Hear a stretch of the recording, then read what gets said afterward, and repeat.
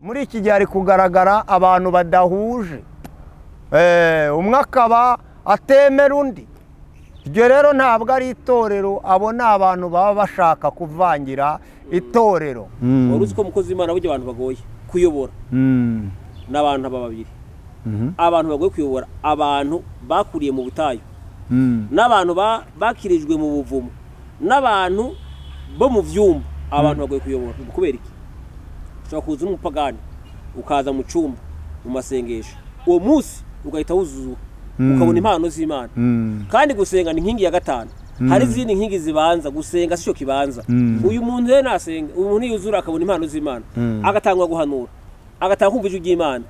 Ntabwo ari umubatizo, nta nyigisho ariga, nta jambo ry'Imana aragira, aratangira gusuzugura abakozi b'Imana. Asanze aravuga ati mwebwe ntabwo muvugana n'Imana, je ndahanura nje ubundi.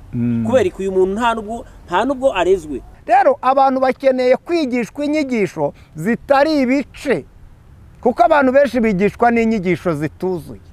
Kubera iki? Kubera ko ababigisha bararikiye ibyo babakuramo, ntago bararikiye ibyo babashyiramo cyangwa se ibibahindura cyangwa ibibahindurira kuri Kristo, ahubwo bararikiye kubahindurira kuri bo ubwabo. Umuntu arakubwira ngo tera haleluya, ngo y'iburyo ngo urabohoka. Haleluya burya itagira ijambo, itagira umwuka, ngo kandagira Satani. Satani yaseseye munsi y'ibirenge byawe ryari. Ibyo nabyo ni ubuyobe. Wabyeretse ko ari hari ubuyobe 12 Imana yambwiye bwinjiye mu madini, harimo n'ubuyobe bw'uko abantu batigeze babona babarera. Gute je dukora umurimo w'Imana, twicara ku ruhimbi, je nawe kwangirira ishari ko nabwirije neza. Ese nimugirisha wumva ubuzima, ahubwo wabaye abaruzi bo mu nsengero n'abaruzi baje gusengera kuzamuka ku misozi, gusengera abantu baba amasezerano y'abandi.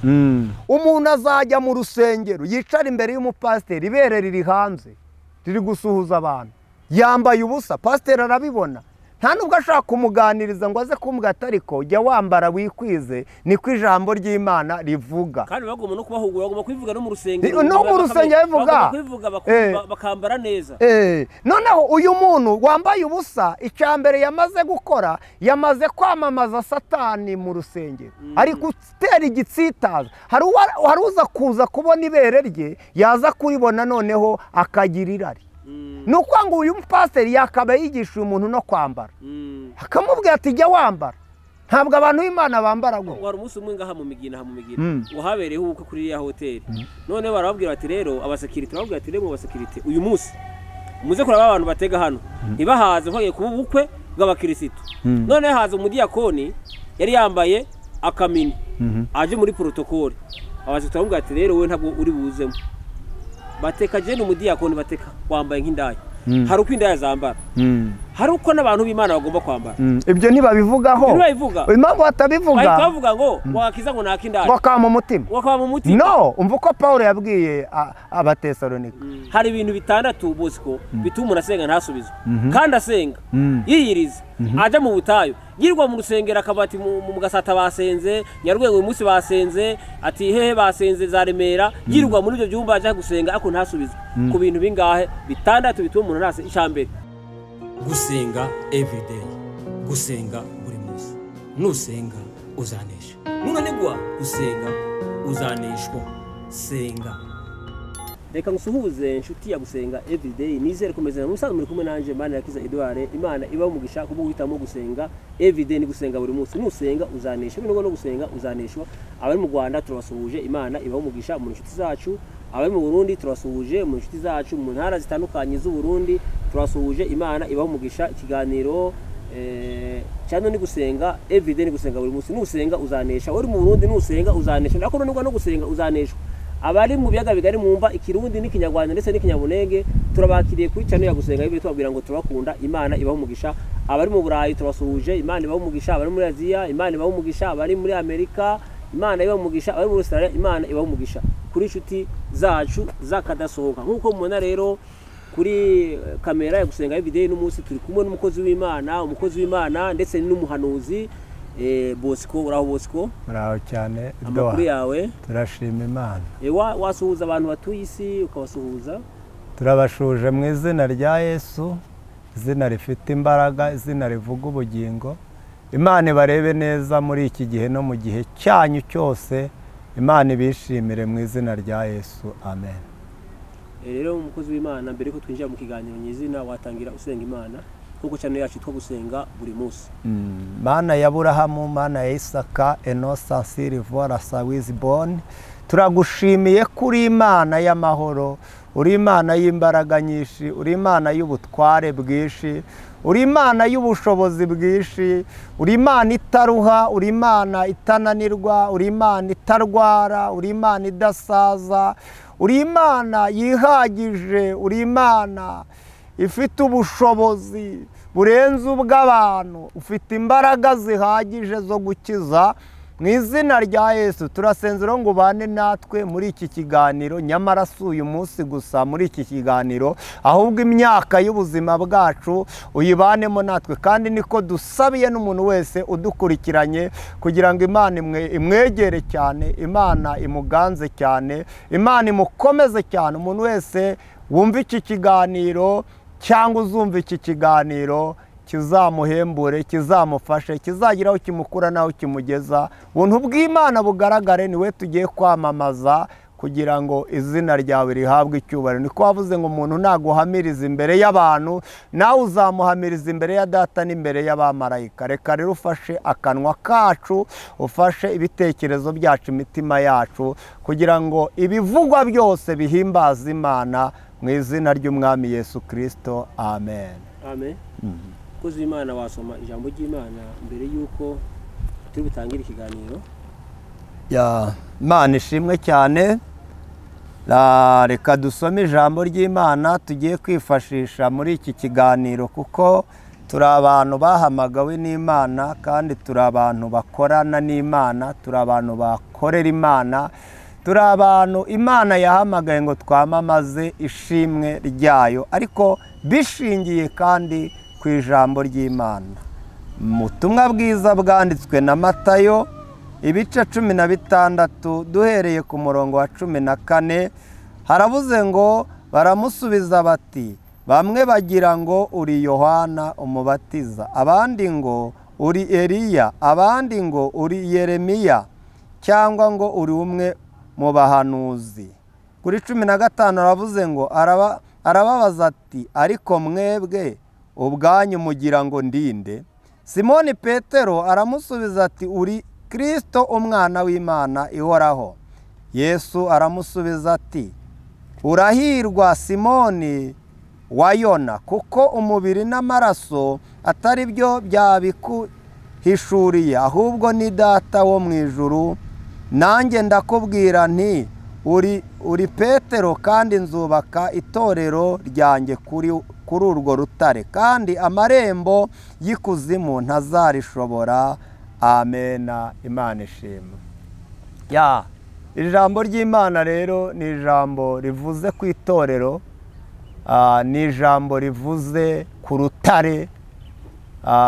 Ni ukuvuga ngo itorero rishingiye kuri Kristo. Hanyuma itorero rigizwe n'ibyiciro bigera muri 5 ariko by'abantu. Cya mbere, itorero rigizwe n'abasore, rikagirwa n'abakobwa, rikagirwa n'abagabo, rikagirwa n'abagore, rikagirwa n'abana bato, ariko bahuriye ku kintu kimwe cyitwa kugira mu mutima inzira zijya i Siyoni. Mbega kuba bafite umutima umwe, kuba bafite umwuka umwe, kuba bahuje. Muri iki gihe hari kugaragara abantu badahuje, umwe akaba atemera undi. Ibyo rero ntabwo ari itorero, abo ni abantu baba bashaka kuvangira itorero. Imana rero ishimwe cyane. Hariho n'abandi mu itorero, mu itorero hari n'abantu benshi. Hariho abantu bavukiye mu idini, bavutse basanga iwabo bakijijwe, babikuriramo. Hari n'abantu baje bakurikiye abahanzi, cyangwa bakurikiye umuvugabutumwa, cyangwa abandi babatumiye, umuntu akaza mu itorero agakirizwamo. Hakabaho n'abandi bakirijwe mu butayu. Ibibazo byabacanze, babuze batanakijijwe, bakumva yuko bahora basengera mu butayu, bakajya mu butayu nta kindi kibajanye gusenga Imana, ariko bakazagirane bakazakirizwayo. Hariho n'abandi bakirijwe mu buvumo, kuko babuze batagira ahantu ho kuba, bakajayo, atari uko ari Imana ibajyanye kuko babuze nta handi twaje kuba bakaja mu buvumo. None hakaba n'abandi bakuriye mu byumba. Wari uzi ko mukozi w'Imana buryo abantu bagoye kuyobora. N'abantu babiri. Abantu bagoye kuyobora, abantu bakuriye mu butayu. N'abantu bakirijwe mu buvumo. N'abantu bo mu byumba, abantu bagoye kuyobora. Ariko abantu burya abantu boroshe. Umuntu yakuriye mu idini ashobora kutabikomeramo cyane, ariko kumuyobora biroroha. Yes. N'umuntu yaje kumva ubutumwa bwiza, uwo muntu aroroha. Ariko abantu nabonye bagoye. N'umuntu yaje mu cyumba, yakije mu cyumba kubera iki? Ushobora kuza umupagani ukaza mu cyumba mu masengesho, uwo munsi ugahita wuzuza ukabona impano z'Imana. Kandi gusenga ni inkingi ya gatanu.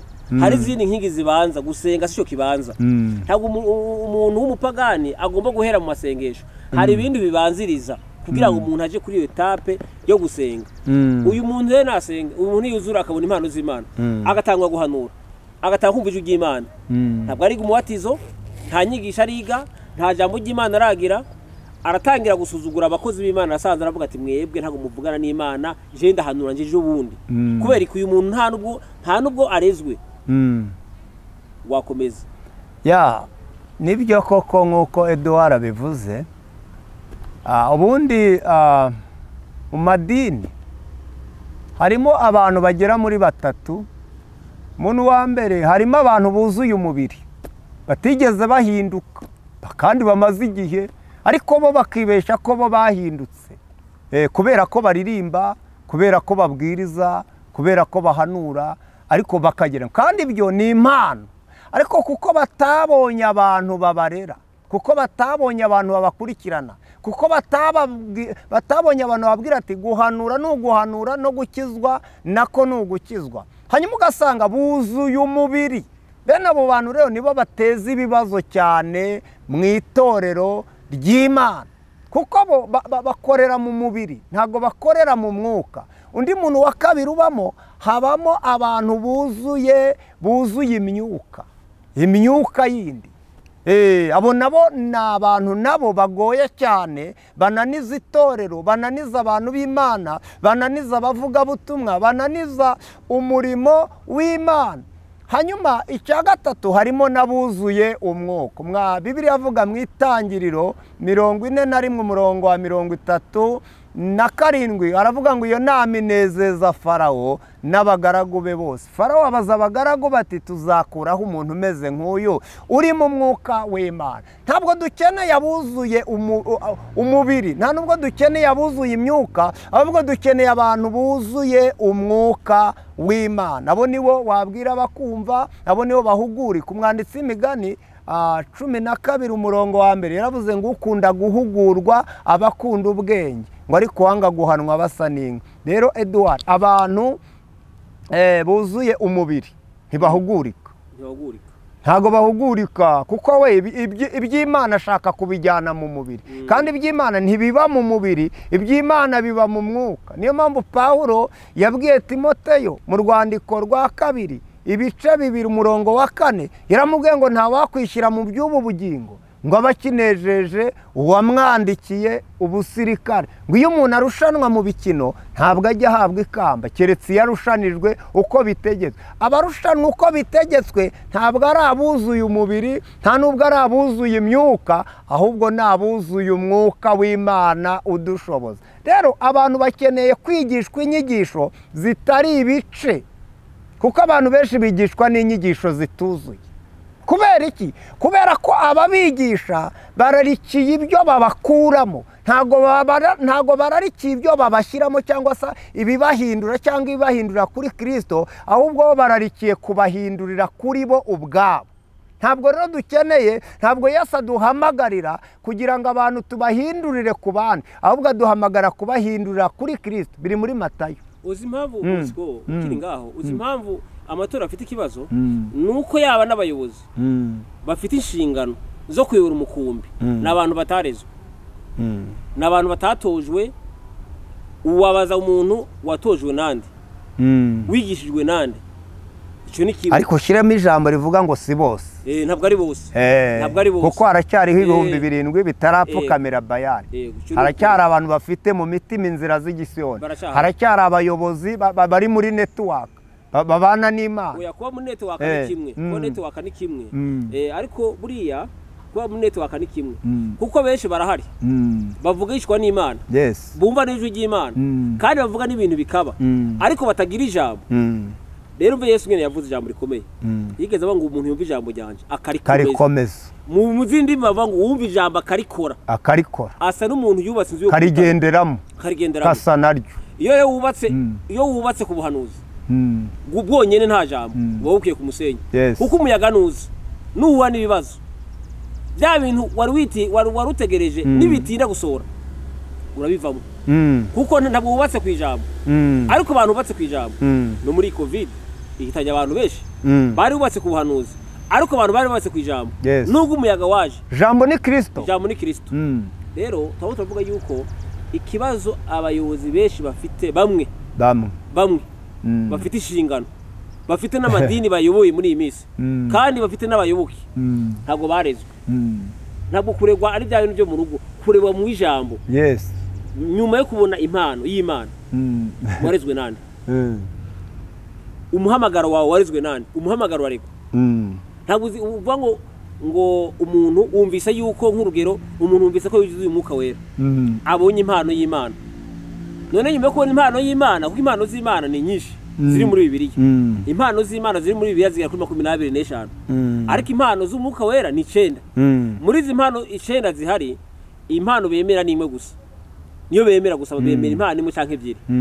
impano y'umwuka aje ku muntu umwuka w'Imana atanga impano 9 ni impano ijambo ry'ubwenge impano yo kumenya impano yo kurobanura imyuka impano yo kwizera impano yo gusara rwabo bagakira impano yo gukoresha ibitangaza impano yo kuvuga mu ndimi nyinshi impano yo guhanura impano yo gusobanura indimi izi ni impano 9 izi impano 9 rero nyinshi muzo bemera impano yo guhanura niyo abantu benshi bemera ariko ntibemera yuko umuntu ashobora kugira kwizera ni impano kandi kugira ijambo ry'ubwenge niki ni impano y'Imana rero ubonye impano muri izi impano 9 iyo uzibonye benshi impamvu iyo bakubonye hiyo mpano bahita baguha inshingano yo kuburira icyumba kandi nawe uracyakeneye kuregwa uracyari umwana ikibazo reke nahari kenshi muri iyi minsi hari ukuntu tujya tubibona mu matorero amwe atandukanye usanga barashizeho haba hariho groupe y'urubyiruko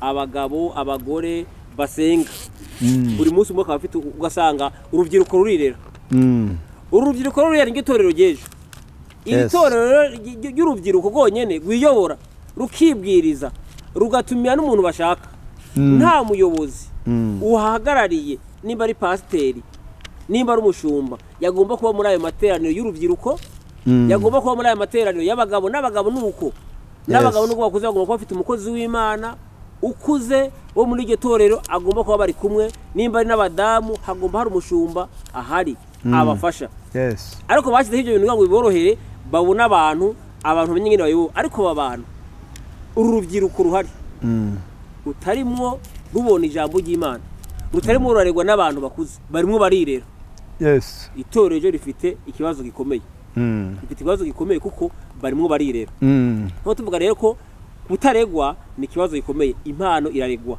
iyo ubonye impano yivuga butumwa iraregwa bakakwigisha kure uvuga butumwa yitwara uku agenda uku yambara uku ntapfa kurira mu muhanda ntapfa kwambara hari ahantu atagomba kwicara hari abantu atagomba kugendana hari uko bakubwira inama y'ingene wigengesera no mu buhanuzi no kugira umuhanuzi hari uko ugomba kwitwara ariko umuntu iyo abonye iyo mpano akirera abikora ko ashaka hagahita haza ubwibone iyo ubwibone umaze kuza muri ya mpano utandukana n'Imana siko bimeze hanyuma turavuga ibice bibiri igice cya mbere cy'abantu batarera nuko nabo batarezwe nta burere bafite hanyuma binjiye mu by'Imana nk'abinjira iwabo nk'abinjira mu murima wabo nk'abinjira mu byumba byabo nk'abinjira muri saro yabo ariko hoye ntabwo ubundi umuntu agomba kwinjira mu by'Imana umuntu abyiyinjijemo. Abo badashobora kurera rero ni abantu bihamagaye batahamagawe n'Imana, ni abantu bitoranije, ni abantu biyimitse nka cya gihe cya Adoniya ngo yari yimitse arikuza yishyira hejuru. Abo ngabo rero bazakubitirwa kimwe n'abatarashatse abantu babarera bazima. Umuntu arakubwira ngo tera haleluya ngo y'iburyo ngo urabohoka. Haleluya burya itagira ijambo itagira umwuka ngo kandagira Satani. Satani yaseseye munsi y'ibirenge byawe ryari. Ibyo nabyo ni ubuyobe. Wabyeretse ko ari hari mu buyobe 12 Imana yambwiye bwinjiye mu madini, harimo n'ubuyobe bw'uko abantu batigeze babona ababarera, batigeze babona ababarera. Ni ukuvuga ngo ibyo ndabifite, Imana yarabimbwiye. Ubuyobe, ubundi buyobe wenda navuga bwa kabiri, ni ubuyobe bwo kuzimya impano z'Imana, kuzimya umwuka. Abenshi ntibashaka kuhanura kuko benshi bazi ko hari ibyo bafite ku buryo banga ko umuntu yabivuga. Abo rero ni abantu babaye ibishyitsi, ariko ntituze kugira ikibazo ku itorero. Itorero twasomye ngo naho amarembo y'ikuzimu, naho amarembo y'ikuzimu yazikuka ntabwo azarishobora. Itorero rirarinzwe, itorero Yesu yararipfiriye ntabwo yaritakaza, ararinze ntabwo azaritakaza. Ahubwo dufite ikibazo cy'abantu bapfiriye aho bakabaye bakirira. Kubera iki? Kubera yuko umutwe iyo urwaye n'ahandi hagira ibibazo. Imana rero idufashe. Ikindi kibazo kiri aho, ese ni ukuvuga ngo umuntu abonye inshingano zo kuba mwarimu cyangwa kuba pasiteri, ariko ntarasoma na Bibiliya ngo ayirangize. Rimwe ntarasoma na Bibiliya arangize, ntarasoma na kabiri. Kuba pasiteri niburi umuntu yagomba kuba amaze gusoma Bibiliya n'inshuro 3, wenda bafite ibintu ashobora gufashisha abandi. Ese uzatanga iki? Hanyuma icyo nshaka kukubwira cyangwa kubwira abadukurikiye, ubundi hari ibintu bibiri byatuma ushobora kuba wakwigisha abandi. Ni ijambo riri muri Luka igice cya 1 umurongo wa 80. Haravuze ngo uwo mwana arakura agwiza imbaraga z'umutima, aguma mu butayu kugeza umunsi yerekewemo Abisiraheli. Icya mbere yarakuze, yakujijwe nande? Yariye iki? None se uzarya za haleluya? Umuntu abazirwa baririmba bageze nimugoroba, uvuga ngo ibyo bintu basirimba bavuga ngo akanuma karamanutse ngo kandagira Satani, ngo tera haleluya y'umurambararo, ngo tera y'uburyo n'ibumoso, ngo ikorera intebe. Wumve yuko ibyo bintu yari indyo. Ibyo ni ibitera inzoka. Ijambo ry'Imana niryo ryo kurya. Ijambo ry'Imana niryo ryo kurya umuntu akarirya rikamukuza. Bibiliya rero iravuze ngo uwo mwana arakura, ngo amaze gukura agwiza n'imbaraga, afite imbaraga zigwiriye, imbaraga z'ijambo, imbaraga z'amasengesho, imbaraga zivuye mu kurerwa. Ngo arakura agwiza imbaraga z'umutima. Ngo ariko nubwo yakuze, ngo akanagwiza imbaraga z'umutima, ngo yagumye mu butayu kugeza umunsi yeretswe Abisiraheli, kugeza umunsi yategereje Imana ikamubwira ngo none haguruka uyu nguyu, haguruka unyamamaze, haguruka ubwirize, haguruka ugenda amahanga. Abantu bajya bagenda bakagenda mu bihugu batabajije Imana, bakagenda ku macano nk'aya batabanje kumenya nimba Imana ibyemera, kuko nibajya Imana itabyemera, abo rero bazakorwa n'isoni. Ugomba kuyoboza Imana inzira. Mose yabwiye Imana, arayibwira ngo naho najya tutajyanye. Imana iramubwira ngo nzagendana nawe nkuruhure. Imana rero ihabwa icyubahiro mu izina rya Yesu. Abantu bakeneye kurerwa bagakura. Wamara gukura ukabura kurera, ukanagwiza imbaraga. Wamara kugwiza imbaraga ugategereza ijwi ry'Imana, ugategereza ese iki nicyo gihe. Abisirayeli bajyaga gutera, babazaga Imana, nubwo bumva babifitiye ubushobozi cyangwa Imana yigeze ibana nabo bakanesha, ariko baravuga ese tugende urabana natwe. Imana ishimwe. Reka dusome mu Baheburayo 5 guhera ku murongo guhera ku murongo wa mbere. Abaheburayo 5 guhera ku murongo wa mbere. 5 guhera ku murongo wa mbere. 5 umurongo wa mbere haravuze ngo umutambyi mukuru wese iyo atoranijwe mu bantu ashyirirwaho gukora ibyerekeye Imana ku bw'abantu kugira ngo ature amaturo atambe n'ibitambo by'ibyaha. Kabiri, kandi abasha kwihanganira abatagira ubwenge n'abayobye kuko nawe agoswe n'intege nke.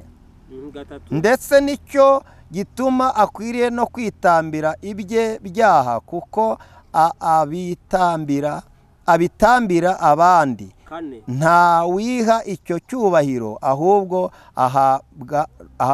ahamagarwa n'Imana nk'uko Aroni yahamagawe n'Imana. Niko na Kristo atihimbarishije kwigira umutambyi mukuru, ahubwo yabihawe n'iyamubwiye iti uri umwana wanjye, uyu munsi ndakubyaye. Kandi nk'uko yavuze n'ahandi ati uri umutambyi iteka ryose mu buryo bwa Melikisedeki. Imana ishimwe cyane. Nk'uko turabivuga iki cyubahiro nta muntu uciha kiretse uhamagawe n'Imana, nk'uko Aroni atihamagawe yahamagawe n'Imana. Bibiliya tubwiye ngo ndetse na Yesu ntabwo yihawe ubutambyi, ntabwo yihamagawe, ntabwo yihamagaye, yagihawe n'iyamuhamagaye. Ni ukuvuga ngo rero abantu benshi barihamagaye, abantu benshi bihaye icyo cyubahiro kubera batarezwe, bahawe icyo cyubahiro. Iyo ufite umuhamagaro uraregwa ukarindira igihe, nk'uko umwora bivuga ukarindira igihe cy'Imana Imana yavuze, atari uko umunsi ubyiyumvamwo ukumva ko watanguye kumva hari ibintu biri muri wowe, ukumva ngo nicyo gihe. Ntabwo ari cyo gihe, ahubwo banza uregwe umenye guca bugufi. Imana ishimwe. Kuko biravuga ko icyo cyubahiro nta muntu ukiho kiretse uhamagawe n'Imana. nta nubwo ari amashuri, ntabwo ari inzobe ikiguha, ntabwo ari igikara, ntabwo ari inzu ubamo, sikarisiye ubamo, ntabwo ari abantu, ugihabwa n'Imana. Ntabwo ari ahantu wavukiye, nta nabwo ari abantu bakiguha. Kuko abantu benshi muri iyi minsi abantu bahawe icyubahiro n'abantu icyo ni pirate, icyo ntabwo cyuzuye icyo bazakizira. Ntabwo bahawe inshingano. Nimba uri no mu nshingano ukaba uzi neza ko utagihawe n'Imana, ari abantu wabisubiza ibyo bintu, wabisubiza rwose. Hari n'abagihawe n'amafaranga, kavuga tujye wicara imbere uzabe pasiteri kubera amafaranga wamubonanye, kubona imodoka wamubonanye.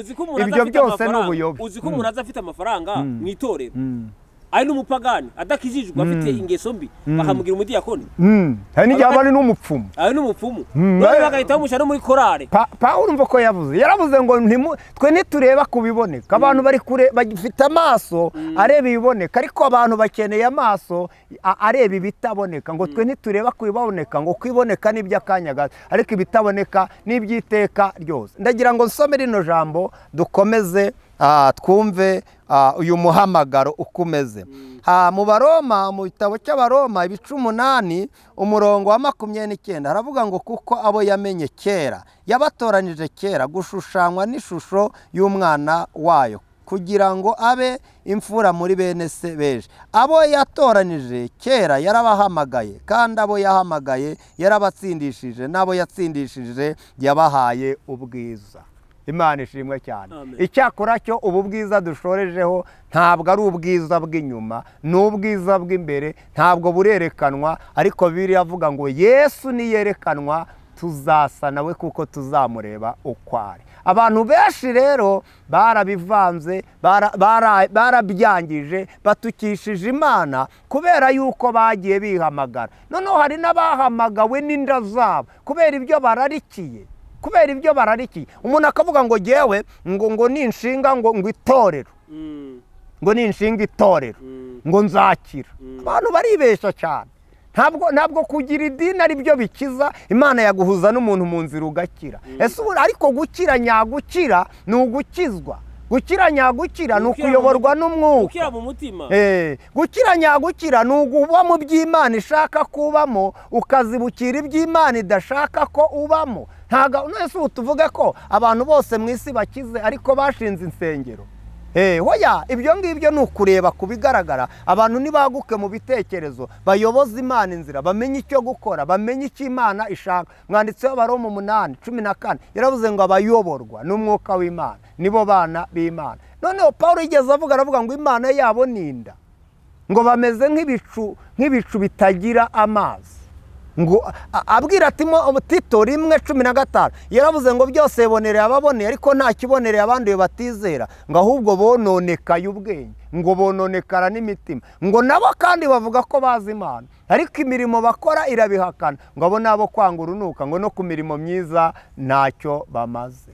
ukiri ngaho uzi ko abantu batazi Imana abantu benshi ntabwo bazi Imana babivuga ku muntu iri ku munwa ntibi iri ku munwa biravuga ngo iyo bazi Imana iyo abantu baba bazi Imana ndege umuntu avuga ngo warazi Imana akagambana uwo muntu arazi Imana gute je dukora umurimo w'Imana twicara ku ruhimbi je nawe kwangirira ishari ko nabwirije neza ese nimugira ishari wumva ubuzi Imana nukuvuga ngo ntibazi Imana noneho hari indirimbo imwe mu Kirundi ivuga ngo nkunda kunguka ibya Yesu ntabwo bungutse abo kunguka mu itorero bungutse ishari bungu inzankana amahano busambanye nibyo bungutse noneho niyo mpamvu no kujya gusenga abantu bajya gusengera abandi nabi nuko batagizene ntabwo bigize bamenya Imana kuko umuntu azi Imana gusengera abandi neza ngo Mana uriya muntu umurengere uriya Mana ntarakizwa muhe gukizwa uriya muntu Mana mugire neza niko umuntu azi Imana asenga ariko bya bindi bavuga ngo byo guhirika n'umuntu atazi Imana ahubwo babaye abaruzi bo mu nsengero n'abaruzi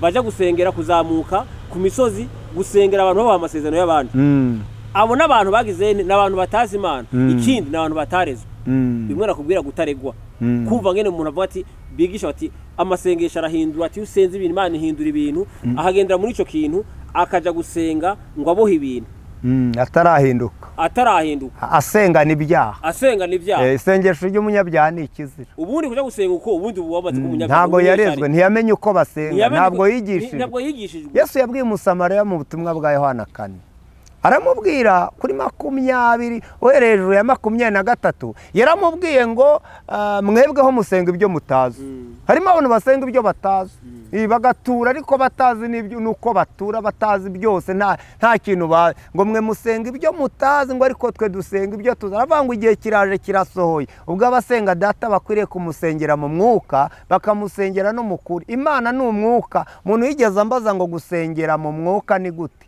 Imana irambwira ngo nimubwire ngo nugusengera mu mbaraga z'umwuka Imana imbaraga z'umwuka kandi ntabwo zizana barazishaka ibyakozwe n'intumwa igice cya mbere umurongo wa 6 aravuga ngo bamaze guterana baramubaje ngo mwami iki nicyo gihe wenda kugarura ubwami mu Bisirayeli ngo arababwira ngo iby'iminsi n'ibihe ntabwo ari ibyanyu kubimenya ni ibya data wabigennye icyo akora muzahabwa imbaraga umwuka wera nabamanukira muzaba abagabo nyabagabo bo kumamya Yerusalemu ni Yuda no kugera ku mpera y'isi wumve ko abahaye isezerano ariko ntashohoje isezerano none mu byakozwe n'umwe ibice bibiri haravuga ngo bari hamwe noneho bari mu mwanya umwe bahuje umutima ngo umuriro batungura uvuye mu ijuru ngo buzura umwuka we ubundi ibintu nzabivuga neza ndi kuvuga ku buyobe 12 Imana yambwiye bwamaze kwinjira mu madini harimo no kudahuza umuntu akicana n'umuntu ariko atamwemera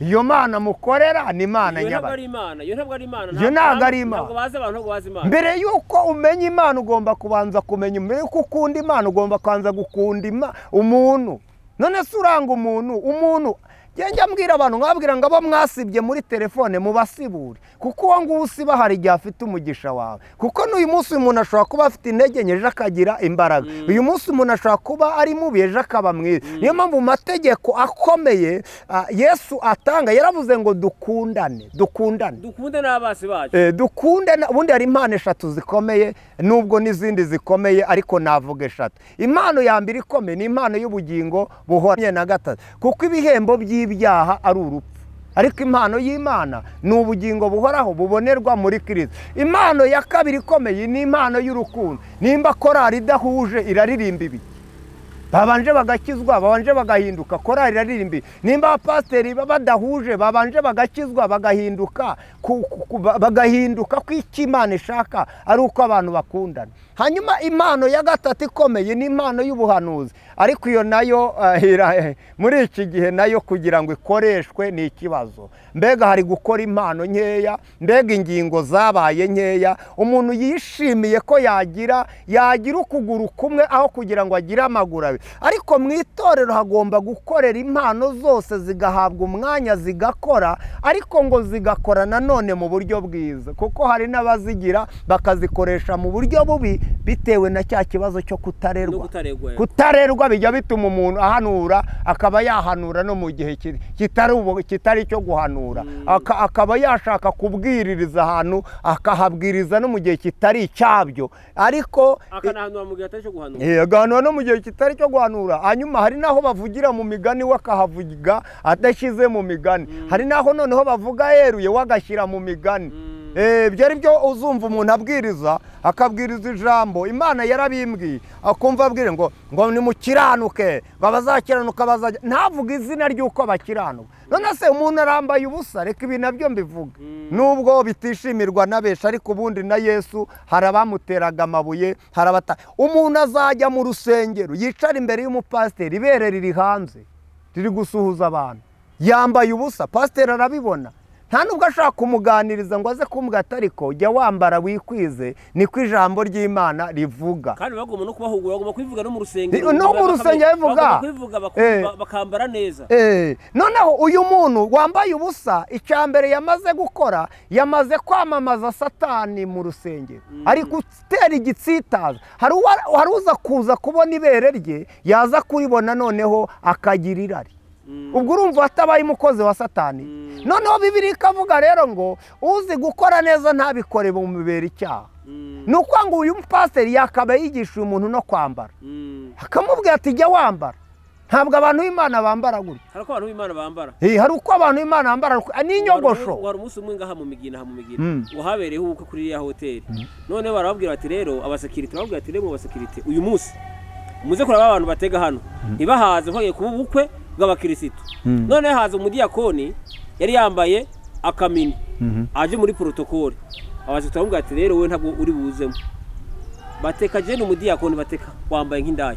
Hari uko indaya zambara, hari uko n'abantu b'Imana bagomba kwambara. Ibyo ntibabivugaho, impamvu batabivuga bavuga ngo wakiza ngo nakindaya wakama umutima.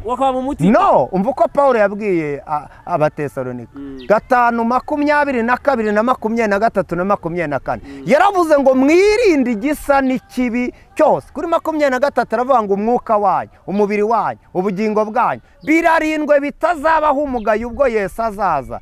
Kuri 24 aravuga ngo iduhamagara niyo kwizerwa no kubikora izabikora. Ngo ireba mu mutima. Reka nkubaze Edouard, umuntu aje iwawe agasanga muri saro harimo ibishishwa by'imineke n'amavoka, agasanga nibyo birimo, ugahita witangwa ngo ntugire ikibazo, ngo kubera ko ngo hano ngo nubwo habonye ibishishwa by'imineke ngo n'amavoka ngo ariko mu cyumba ngo ho nta kibazo ngo hafite isuku. Akajagari mbonye muri saro mpita mbona ko no mu cyumba hari akajagari, kuko wabuze imbaraga zo gutunganya aho abantu bareba, ntabwo wagira imbaraga zo gutunganya aho abantu batareba. Ibyo mbonye inyuma nibyo biri imbere.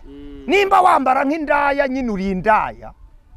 Kandi ikintu kiri ngaho uzi yuko buriya abarozi bari ubwoko bubiri, hari abarozi babone tuzamwe barogesha uburozi n'ubundi aba kabiri baroga abantu benshi n'abantu bambara mini, abo bo barari, abo nibo bantu ashobora gusohoka mu rugipangu akaroza abantu 300 yabateje irari, yabateje irari. Uwo muntu umurozi ukomeye, birava ngo nyuma hazaje imbwa n'abarozi. Abantu bose batwumva bakurikiye amatwi ya gusenga every day, mvuga ngo mwarakijijwe, mwige kwambara neza nk'abantu mwamenye Imana, nk'abantu mwubahisha Kristo, mwambare neza, mure kugaragaza amabere, mure kugaragaza amatako ntagomba kugaragara ngo abantu bose mu muhanda bayabona. Amatako agomba kurebwa n'umugabo wawe, niwe agomba kureba amatako. Naho mu cyumba hari n'ibintu abantu biharaje muri iyi minsi, ubona abakobwa bakiri bato n'abamama bambara tukabutura bakaja mu muhanda, akabutura saa kuja mu muhanda, ntabwo no kwambara akabutura ngo ujye no muri saro papa wawe na mama hari. Niba wambaye akabutura cyangwa igitenge wige umuco mwiza, nimba uvuga ngo waramenye Imana. Hari ikintu waruvuze kubijanye no kudahuza. Iyi ni gusenga buri munsi, muze kuri gusenga every day, tubigishe ngene basenga. Hari ibintu bitandatu Bosco bituma umuntu asenga ntasubize, kandi asenga yiyiriza, aja mu butayu, yirwa mu rusengero akabati mu Gasata basenze, Nyarugenge uyu munsi basenze, ati hehe basenze za Remera, yirwa muri ibyo byumba aja gusenga ako ntasubize. Ku bintu bingahe bitandatu bituma umuntu icambere Bosco bituma umuntu asenga ntasubize. Icaha gituma umuntu asenga ntasubize icya kabiri gituma umuntu asenga ikigwamana ni iki ikigwamana ni Hoseya 13:2 ikigwamana ni iki ikintu cyose ushizeho umutima iyi telefone yaba ikigirwamana inzu iyi telefone inzu abayigikara iyi telefone ushobora kuyirwamo kuja mu WhatsApp n'ibindi kagwera ikigwamana ukabura umwanya wo gusenga ico gihe uzasenga usubizwe inzu yakubera ikigwamana akazi kakubera ikigwamana amashuri yawe wize yakubera ikigwamana n'umugore yakubera ikigwamana n'abana wavyaye ico gihe ntushaka gusenga Imana gusubizwe ica gatatu kudatanga biravuga ngo mu migani haravuga ngo umuntu umuntu ngo wiziwe amatwi ngo umukene ataka ngo nawe azatakira Uwiteka ntabwo izamumva nibwo umukene aje akagutakira busiko ufite ubushobozi bwo gukemura ikibazo gikemure kuko nutabikemura nawe ico gihe uzatakira Uwiteka uri mu bibazo nawe ntazakumva icakane gitwa abantu badahuza kimwe bavuga abantu badasubizwa ni kudahuza amatore menshi arasenga urabona ngo basenze ngo 40 ngo basenze 30 ngo basenze y'icumweru korari ngo yasenze y'itatu ariko ugasanga nta mpinduka nta bitangaza byakoreyeho kubera ikintu byashoboka badahuje umutima ntago bishoboka badahuje umutima hari bice mu itorero hari ba korari zimwe zifite ba perezida abandi bari ku ruhande rwa dirigente abandi bari kushinzwe ntuze discipline mu matorero harimo bakunda pasiteri hari abakunda pasiteri wundi wungirije hari abakunda uyu n'ibintu byinshi bagenda Imana ico gihe nishobora urukundo abantu ni barugaru nta urukundo ni barugaru abantu ni bahuze namara guhuza umutima abantu ni bakundane buri muntu ashyira imbere mugenzi we igihe umwuka waza abari bahuje intumwa zari zihuje bari hamwe bahuje umutima n'inama biravuga ngo babiri canke batatu niba bahuje umutima n'inama korari nizihuza Imana hitiza uzibuze kubera duhuje umutima n'inama Imana hitiza cyane ikabana natwe kuko abayobozi ni bahuze korari zihuze amatorero anahuze abapasiteri bahuze batandukanye bahuze bemerane ndagaruka ku kintu cyo kuba abantu batavuga ukuri mu buyobe 12 Imana yambwiye harimo ko abantu batari kuvuga ukuri kandi ukuri kugizwe n'ibintu bine ukuri kugizwe n'Imana ayimana y'ukuri komeza kunyobora iyi Mana yaremye ijuru ikarema isi iyi Mana ituma bucya bukira iyi Mana iremera umwana mu nda ya nyina ni Imana y'ukuri kabiri ukuri kugizwe na Kristo mu byahishura aravuga ngo ni uwera w'ukuri gatatu ukuri kugizwe n'umwuka wera nzaboherereza umwuka w'ukuri wo kubana namwe kane ukuri kugizwe n'ijambo ry'Imana Yesu yarasenze aravuga ngo uboherereze ngo nzabohereza umwuka ukuri wo kubana namwe ijambo ry'Imana ngo ni ukuri yarasenze aravuga ngo Mana ijambo ry'Imana ni ukuri abantu babuze bino bintu bine muri bo niyo mpamvu ukuri kubuze kandi abantu umutagira ukuri n'usambana bose bazahira hamwe nibatihana ngo bahinduke hanyuma rero ugasanga abantu ntibavuze ukuri noneho hari n'igihe aba bantu bambara ubusa batazi ko ari ibyaha benshi ntibabizi umuntu yavuye mu Buhinde Imana irambwira ngo nimubwire ngo kubera iki usambana arambwira ngo hehe ngo hoya ngo ntabwo nsambana ngo usibye umusore ngo dukundana tuzabana ngo niwe turyamana ko giye ntabwo nsambana ndambwira se mwarasezeranye mwagiye mu murenge mwagiye mu itorero byagenze gute kuvuga ngo nusambana urumva nk'uwo muntu arasambana atabizi ariko muri Mateyo 28:18 haravuga ngo Yesu arabegera avugana n'abati naha ubutware bwose mu ijuru no mwiza nuko mugende mubwiriza abaremwe bose ubutumwa bwiza mubahindure abantu bakeneye n'ababahindura kuko bo hanige baba bambizi ko bahindutse ariko bakabura ababahindura mubahindure kuba abigishwa banyu noneho umuntu yigishwa n'ibintu bibiri icyambere yigishwa nuko abantu bavuga nk'uko kabiri akigishwa n'ibyo abona uzabona umuntu utarambaraga ubusa bwambara kuko yahuye n'ubwambara yahuye n'ubwambara kandi aririmba ahura n'ubwambara kandi asenga ahura n'ubwambara kandi ayobora ahura n'ubwambara ari umuhanzi ari umuhanuzi arabwambara ariko ugasanga nawe yambara ati nuriya se ko akora biriya ariko Matayo 7 haravuga 21 ngo abavuga ngo mwami sibo bazabona Imana keretse abakora iby'Imana ishaka ngo benshi bazabaza Yesu kuri urya munsi ngo ko twahanuye twakoze ibitangaza twirukanye abadayimoni yirukanye Yesu yaduhaye ubutwari bwo kubirukana ntabwo duhaye kuva kubica rero kuba umuntu atize iryo somo ngo amenye abamarayika bari bo amenye ko abamarayika beza ariko kamenya ko ari imyuka urumva none isomo rya gatanu isomo rya gatandatu ni somo ry'umuntu kumenya umuntu wari we iryo ni riri somo. Isomo rya karindwi ni isomo ryitwa haramatoloji, kumenya isomo ry'icyaha. Niyo abantu bakigisha agace gatoya bakozaho, ariko bayinjiremo neza, bigishwe icyaha cyarico, bamenye icyaha cyarico. Ubu waruzi ko mu matorero menshi bazi nk'ibyaha kandi barabivuga gusa, bava ku ibyaha n'ibyaha bakabivuga, ariko ibyaha batengera ni nk'ibyaha 2 cyangwa 3. Batengera ubusambanyi no kunywa inzoga, n'umuntu yari amafaranga y'idini, nibyo bintu batengera. Ariko ishari ishari ntabwo baritengera umuntu. Kandi mu byaha bya mbere Satani shari ni ribi cyane. Mu byaha bya mbere shari bavuga ko umuntu ugira ishari yanakuroga, kuko ishari ryaje imbere y'ikuburozi, kuko Satani watanga gukora icyaha cyo kugirane cyo kwibona.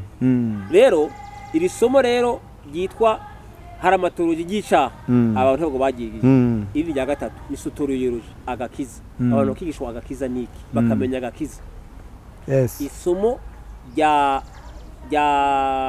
9 ngezeho ni isomo ryo kumenya itorero, ukamenya itorero niki.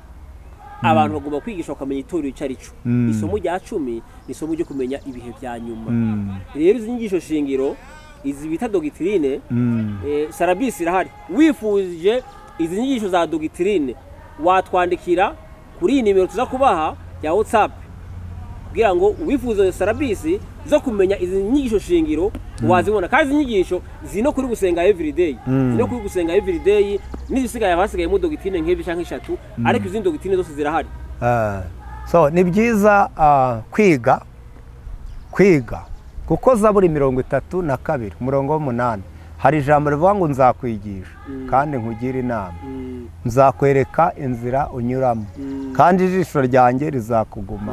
Imana ntabwo izaza mu nzu yawe ngo ikwigishe, ntabwo Imana muzahurira mu nzira ngo ikwigishe, ahubwo izakwigishiriza muri Edouard, izakwigishiriza muri Bosco, izakwigishiriza mu bantu. Ahubwo abantu benshi nta nubwo bakunze kwiga. Kwa kwiga biranavuna. Inyigisho nzima ntibazikunda. Oya, impamvu kwiga biravuna, ariko bivura imvune zo mu mutima, bihindura umutima. Nuko abantu benshi ntibakunze kwiga. Abantu bashanga babwire ngo zamura amaboko wakire. Yakire. Ntabwo ibya Yesu ari ugupfa ko byakira. Barabikorera, barabihirimbanira. Bariya iziriya ntumwa iyo zitaza kujya mu cyumba cyo hejuru ngo zisaba umwuka, ntawe zari kubona. Ariko bamaze iminsi 10 bari kwinginga Imana. Hanyuma rero icyo nshaka kuvuga ni mu bintu wavuze 10, inyigisho 10, harimo ikintu cyo gusoma Bibiliya inshuro nyinshi. Sibyo? None abantu ko basoma igikoma inshuro nyinshi, bagasoma icyayi inshuro nyinshi, bagasoma ji inshuro nyinshi, bagasoma ibindi bitabo inshuro nyinshi, bakareba ibintu bitanafite umumaro inshuro. Kuki badasoma Bibiliya inshuro nyinshi? Noneho ikindi gusoma ni kimwe, hari ikindi nanjye nongeraho ubwo gishaka kuza kuba icya 11 mu bintu 10 wavuze. Hari ikindi gusoma no gusenga, kuko hari abantu basoma bagasoma pe, ariko ugasanga bafite inyuguti ntibafite ikiri mu nyuguti. Biri kubyumva ntibahishurirwe. Wabivuze biriya bintu 10 wavuze n'ubundi birimo n'impamvu z'inyigisho zigomba gukurikirwa. Ugasanga umuntu asoma afite inyuguti ariko ntafite gusobanukirwa inyuguti, kuko mu nyuguti harimo ijambo. Ntabwo ijambo ari ziriya nyuguti, ijambo ni igihishe mu nda y'inyuguti cyitwa ubwiru bw'Imana. Icyo rero bisaba kugihishurirwa, ariko kugihishurirwa ari imbaraga z'umwuka wahawe n'amasengesho. Imana iguha umugisha. Amen. Tugana ku musozo, Bosco, wagira inama yaba abayoboye amadini, yaba abakirisitu, yaba ari mu makorare, yaba abakirisitu basanzwe, inama wabagira tugera ku musozo kuri izi nyigisho, kuko twagiye dukora ku bintu byose, twavuze yaba ku bakozi b'Imana, yaba no ku bakirisitu, yaba no mu baririmbyi no mu bandi, twagiye dukora ahantu hose. Inama nabagira nabanza nkavuga ibintu 3 Imana yambwiye, nubwo biba ari byinshi Imana yambwiye, ariko sinanabivugira rimwe ntago byarangira, kandi singira isoni zo kuvuga ngo Imana yambwiye. Ipfa kuba yambwiye, ndabyemera ko Imana ivuga. Bibiliya niko ivuga, nayo irabisobanura muri Yeremiya 33:3. Ntabaza ndagutabara nkwereke n'ibikomeye birije utamenya. Baroma 3 rimwe avuga ngo icyo abayuda barusha mu buryo bwose babikirwa ibyavuzwe n'Imana. Imana imana yacu iravuga, ntiyari kurema akanwa ngo ureke kutavuga, iravuga. Hanyuma rero ibintu bitatu imana yambwiye, yarambwiye ngo abapasiteri benshi bakenera mu nsengero zabo abanyamafaranga. Yego. Ariko si yo ntego bari bakwiriye kuba bafite. Bari bakwiriye kuba bakenera abahinduka, abakizwa, abagirwa inama, abayoborwa inzira y'ubugingo. Ariko imana nibyo yambwiye jewe, yarambwiye ngo simvuze bose, mvuze benshi. Ariko wa mushumba we, wa mupasiteri we, ntago ukwiriye kuba ujya mu rusengero uhagarara imbere y'abantu cyane wishakira amafaranga. Amafaranga ni meza, naho imana izayanyuze iyaguha ntiwahamenya, inzira z'imana ntabwo wazimenya. Ariko ukwiriye kuba mu cy'imana ishaka kuba, mukayobora abantu mu nzira y'ubugingo, nimba nawe iyo nzira waba uyirimo, ko nanone ntiwayobora abantu nawe warayobye, ntabwo bishoboka. Abantu bakwiriye kuva mu buyobe. Icyambere imana yambwiye ngo abapasiteri benshi bakenera mu madini yabo abatunzi, abanyamafaranga, bafite amazu ahenze, modoka zihenze, batanga ibya 10. Icyo niyo ntago ariyo ntego ya Kristo. Intego ya Kristo ni uguhindura abantu. Hanyuma abakristo nabo tuba mu nsengero nyine, ariko imana yo igashaka buretse gato mbivuge neza uko nabibwiwe. Hanyuma abakristo nabo ngo bashaka nabo abanyamavuta. Imana yo yarambwiye ngo jewe rero nshaka abahinduka, nshaka abakizwa. Jewe ntago ari abanyamafaranga, kuko jewe nshatse nategeka amafaranga mu isi yose akuzura. Nahindura ibyatsi amafaranga, nahindura amabuye amafaranga, ko Imana ifite imbaraga zo guhindura. Luka ni ibice 2, umurongo wa 1, Yesu yahinduye amazi kuba divayi. Afite imbaraga zo guhindura. Amafaranga nayo ni meza, ariko kandi intego ya Yesu si uko abantu tubayobora ngo kubera amafaranga cyangwa twifuza abanyamafaranga. Ibyo nabyo baje ni byiza, ariko tubayobora mu nzira y'ubugingo. Rero abapasiteri benshi banakizwa, kumva nta gakiza karimo.